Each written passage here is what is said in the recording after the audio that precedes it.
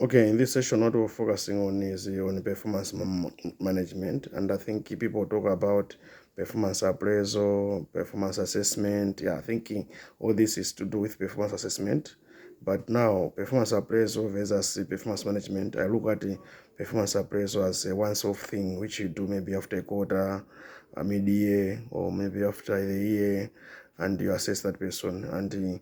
But what we are focusing nowadays is about performance management, whereby you manage the performance of each and every employee each and every day. And when someone has not been able to achieve something, you had agreed that on Monday you should be able to submit a certain report. He has not submitted. So then on Tuesday you'll be able to question that person. You're going to wait for after 6 months to say, no, you remember on the 25th, if you failed to report to give me 25th September, you failed to give me this report. On 28th October, you failed to know. You were supposed to question him or her the same day or a day after.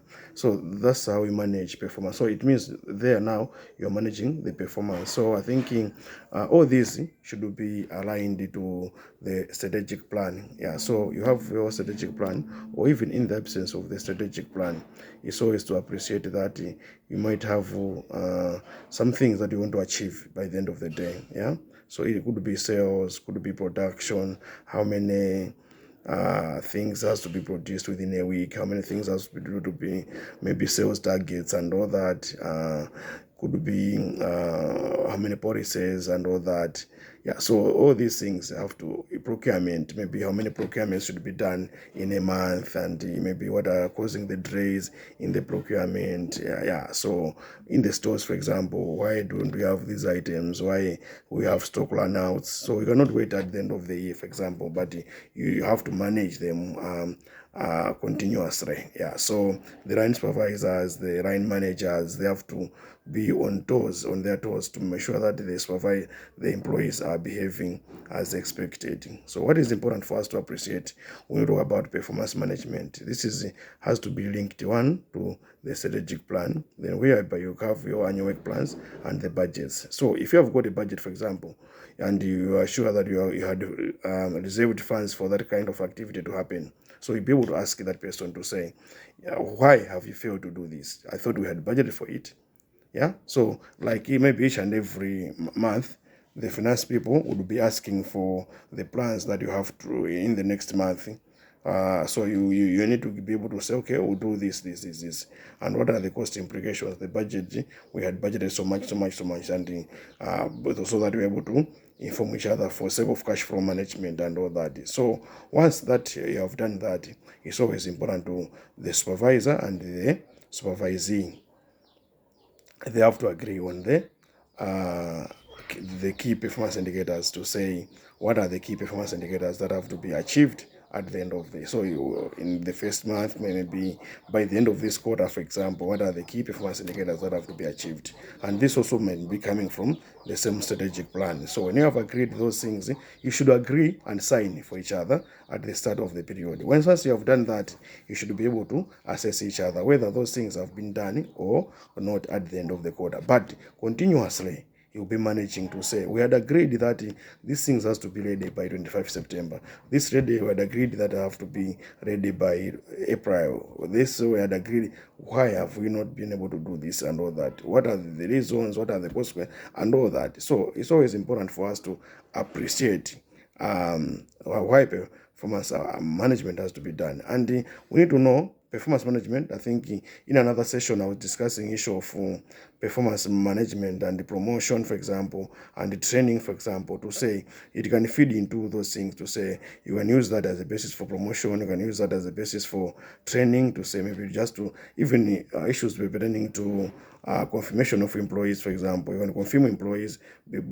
based on performance assessment. You can even sometimes for the sake of performance improvement, which is the key objective of performance management. These other things are secondary, but the key objective is to improve performance assessment, so that you're able to improve the performance of the organization. So issues of salary, promotion, renewal, those are secondary functions of performance management. But the most important thing is you're using it for as a basis for performance improvement. And what we need to also know is to say, for example, I think when you talk about contracts, I think you can say contracts would be contract has come to an end. So as a basis for you to be offered a new contract, because in contract management, where there's nothing like to be renewed. Yeah. So if your contract is based on performance, it means when you have achieved the performance indicators which you had agreed with your supervisor, you should be offered a new contract. So that's what is important for us to appreciate. So you can use that. I can use performance assessment as a tool for contract management. And you now want to appreciate some of the things that are there, which becomes a problem when you want to assess your employees. Sometimes it's the orientation of the staff members, for example. Are the staff members aware that they're supposed to be appraising each other? Are they aware or knowledgeable of the tool to be used in performance assessment, for example? We have got different tools. Could be 360 performance appraisal tool, could be balance scorecard, the graphic rating, even techniques and other things. So when you are doing these things, what you need to appreciate is to say, are these tools, are the employees knowledgeable of these particular tools? So there's a need for, when you have introduced that tool, you should be able to, because these are the users who are going to use that particular tool. So are they knowledgeable of the tool? For example, I'll give example. For me, for example, I like the 360 performance management, because you agree, but we do it. I like it in a hybrid version, whereby you agree some KPIs which the assessor, the supervisor, has to assess the employee, and this one is scored by the supervisor and the supervising, the one to be assessed and the assessor. So you have like KPIs which you can have like 80% of the KPIs to say, oh, what did you agree? And now after that, you will now have something like maybe the other factors. For example, you talk about factors like attitude, teamwork, accountability, and all other things, and all those things you can be able to look at them and be able to agree on that, and be able to agree each other on on that aspect, and be able to achieve at the end of the day. And I think what we need to appreciate is that, to say, whenever you have such kind of tools, are the employees trained on when it comes to those tools, for example? And what we need to appreciate is, I think, they should be knowledgeable, because they are the users, and they have to know how to use such kind of tools. So when you have maybe the KPIs, you have like 80%, and now to 20%, you can be assessing other people, has to assess the employee. So you have maybe, if the receptionist could be the most frequent customers who comes to you, for example, or if he's the salesman, for example, the customer that he deals with, fellow employees, other supervisors within the organization, people in production and all that. So you can be able to allow these people to assess in terms of communication skills, teamwork, and many other aspects. So you're able to assess the employee on those soft skills. So this one gives room so that the employee is not just a good employee to the supervisor only, but also should be a good employee to other employees, even your customers, who are the kings of the business. So what is important for us to appreciate is to say, it's always important for us to ensure that the appraisee is not being appraised by one person. We should have other people also to appraise, especially on the soft skills. and the KPIs could be the supervisor and the supervisee assessing each other. So that's what I like. That's how I like the 360, but I like it in a more moderated way. So the circle, the 360 mainly we use focus on the soft skills, and the KPIs is between the supervisor and the supervising. And now there are certain challenges when it comes to performance appraisal. I think others talk about errors of performance or deficiencies in the performance appraisal. I think one of the key things that we need to appreciate is in issues of relationships, for example, could be biological or even intimate relationships between employees. Yeah, could be they're related in one another.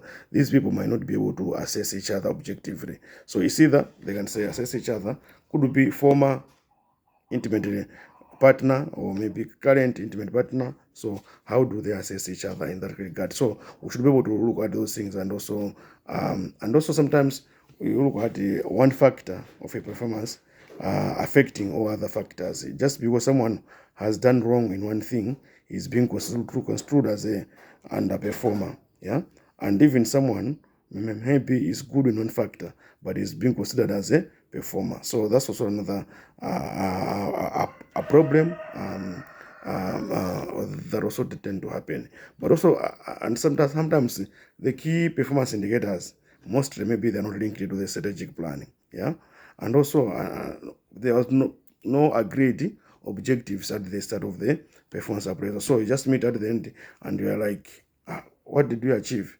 Can you indicate what you had achieved? You didn't agree on what has to be achieved.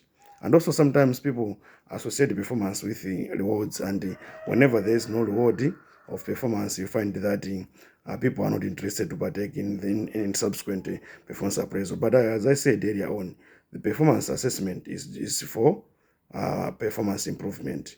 Yeah, so no matter what, but it's for, I think, whatever increments, whatever that tend to come in, it just comes as a bonus to the by the organization. And also sometimes supervisor can be comparing his own performance because he feels himself as a hard worker. He wants everybody to work like him. So we are people, we are different, we are human beings by nature, we're not the same. We can just encourage the employees to also work hard, but they cannot work like us. So that's also another problem that we should be able to manage. And also I think the other problem that also is there, that we always focus on performance appraisal to do. We like doing performance appraisal at the end of the period. Yeah, so that's also another problem that as I said earlier on, performance appraisals have to be done continuous and not consider it being done at the end of a certain period. So I think that's what is very, very important when it goes to performance appraisals. And also sometimes you might find an appraiser, for example, you might need to assess certain employees as a group. Yeah, because certain jobs is difficult to appraise them as individuals, but you manage them as a group. I'll give a very good example. For example, ESCOM, they tend to have people who install poles. Yeah, the installation of pole, it takes different people to be involved. So I don't think it's possible. Okay, it could be, but in most cases, you assess as a team how they are doing their work, and if you want to compensate, you or compensate as one as a team. And also, sometimes it's always difficult to quantify. For example, if you are getting scores, for example, it's difficult to quantify certain parameters of performance, to say how do you quantify this kind of parameter. So it's always important to use also both the qualitative and the for example, when we talk about confidentiality, yeah, confidentiality as a soft skill. Yeah, it's difficult to quantify it out of 5, for example. Yeah, but maybe if you agree as a qualitative thing, it might be easier. How confidential is a person? Low, high, medium, and all that. Yeah, so there's also some challenges. Some supervisors would score all employees, maybe giving them higher scores. Yeah, so the leniency, right? They call it positive or negative leniency. Sometimes you score all employees a high score or all employees a lower score. So there's this kind of leniency error from the supervisors, and it's always becoming a problem to say good thing. How do you manage that kind of supervisors who are always either highly scoring, and sometimes you find that him as a supervisor, by his boss, maybe the director or the CEO has scored him highly, and now the director is scoring all his employees a low score, and you are like, how did he perform when all his subordinates had underperformed? Yeah, so he's always, even sometimes he has scored all his employees a high score, yet him he has underperformed. And you're like, how come all his employees have performed and it's only him who has not performed? So it always becomes a challenge, and also for someone to accept that, to say, how have I performed when all, or how have I unperformed when all my subordinates have performed? And at the same time, you might find that even when you are doing the self-assessments, yeah, some individuals are not honest to themselves because they always link the assessments to pay, so they always assess each other with a higher score. So it also affects the overall score of the performance. And I think what was also important is to have, I think I mentioned of the performance committee, which has to validate, for example, the scores. So when the scores have been agreed between the supervisor, or even they have not been agreed, they are supposed to go to the supervisor and to that committee. That committee will review the scores, and also if there are complaints, because the employee can also complain to say, maybe I was not treated fairly and all that.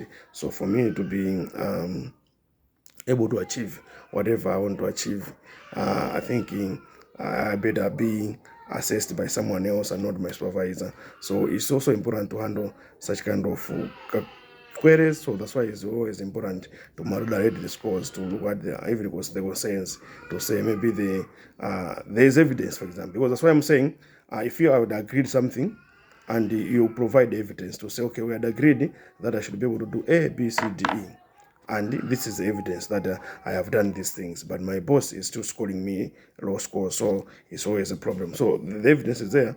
I think you will be able to conclude to say the supervisor is not being objective. Yeah, so I think that's what is very, very important. And I think there's a quote to say the greater danger for most of us lies not setting our aim too high or falling short, but setting our too low and achieving our mark. So sometimes it's not important for us to set our we set it too high but not achieve, but we set it too low that we're able to achieve. So whenever we're agreeing the KPIs, we should be able to achieve we should be able to agree KPIs. Of course, that are realistic, yeah.